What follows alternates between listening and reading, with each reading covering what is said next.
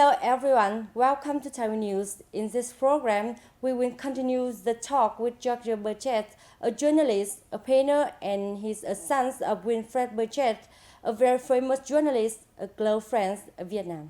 Being an artist journalist, as you have said, and being a son of a world-acclaimed journalist, Yes. and how, in your opinion, what characteristic that a journalist needs to have? I think journalists should always seek the truth and always verify that it is true.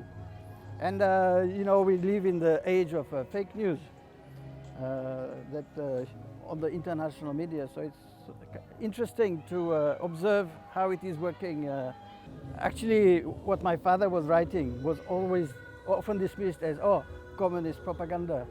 But you have the wonderful test of history. You can look back and say who was right and who was wrong. Who was right when he said that Vietnam will win, and he was right. So, or when he went to Hiroshima, and The first Yeah. journalist. Yes. so yeah, truth is very important. And if you have the truth and the right with you, then you are very strong. Yeah, and that was the Ho Chi Minh way. And that should be our way as well. Your generation, my generation. Yeah. So we still can learn from the first newspaper published 70 years ago, and I saw it at the exhibition, and it is very moving, and it has drawings of the. And I want to know who did the drawings. Was it maybe Tonyok Van? Because I think he's a wonderful artist who was a very talented artist, but he was killed at Dien Bien Phu, so we only have his drawings. But the Vietnamese artist also reported the war because they did the drawings. Because maybe at that time not so easy to have a camera. So I also want to because we celebrate journalists, but there were also at that time artist journalists who sketched the war. And there are some beautiful works at the Fine Arts Museum in Hanoi, and I often take people, visitors, to show them the history of Vietnam through the art.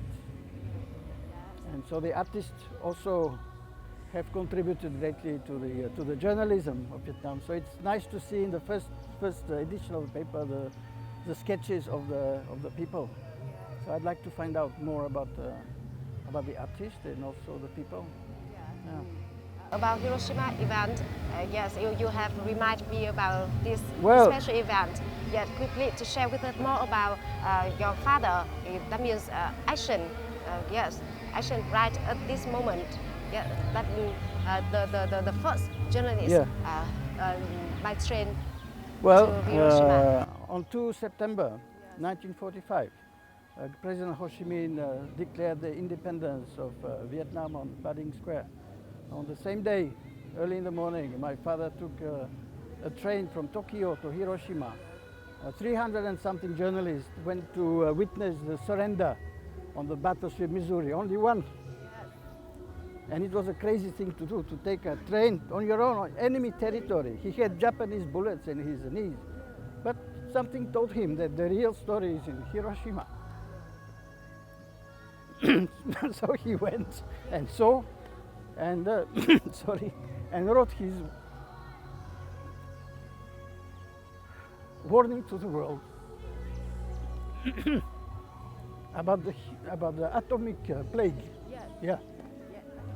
So it's interesting that on the same day, Uncle Ho declared independence, and then 9 years later he took the train from I think the Korea border, to the China-Vietnam border. But instead of going to Hanoi, he went to, so that's when they met.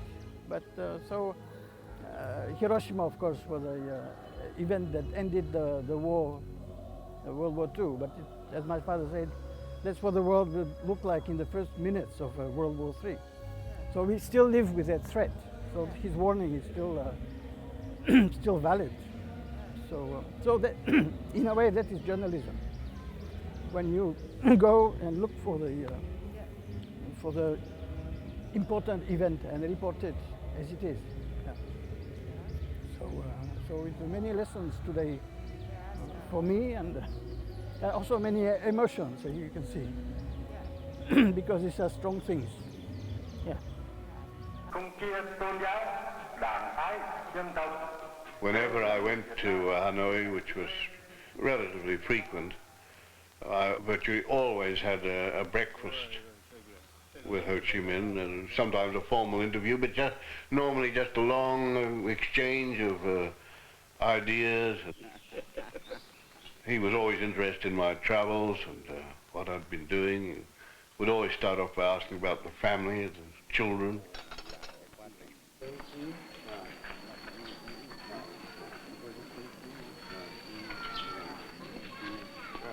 That's where I used to meet him in the early days, especially if it was raining.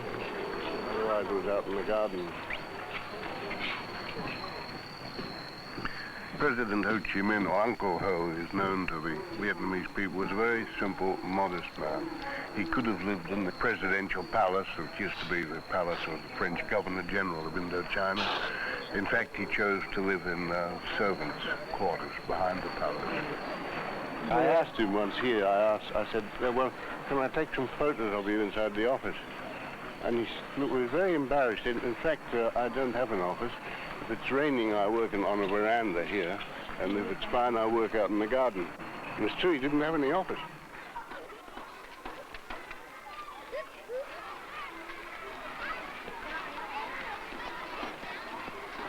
In terms of his accomplishments, and in terms of his human characteristics, I've never met a man like Ho Chi Minh. And I suffered a great sense of personal loss when he died. Talking about your father, could you please what are the adjectives you would like to use to talk about him? Well, he was very brave, yeah. But he was also a wonderful human being. He had a very good sense of humor, and also when he was around, the world became more interesting and more bright. But also he was away a lot, of course, because he's a reporter, so he always travels to the places where events happen. And usually it's some war or especially Vietnam War, with which I grew up. Yeah. So, but he was a great storyteller as well. Of course, he always had interesting stories to tell, and usually about something happened now, not. So he was exceptional, but it was a time of exceptional people. So maybe they did exceptional journalists as well. Yeah, and that's why they are a very good example to follow, or even sometimes maybe not to follow, but still they are the greats of journalism.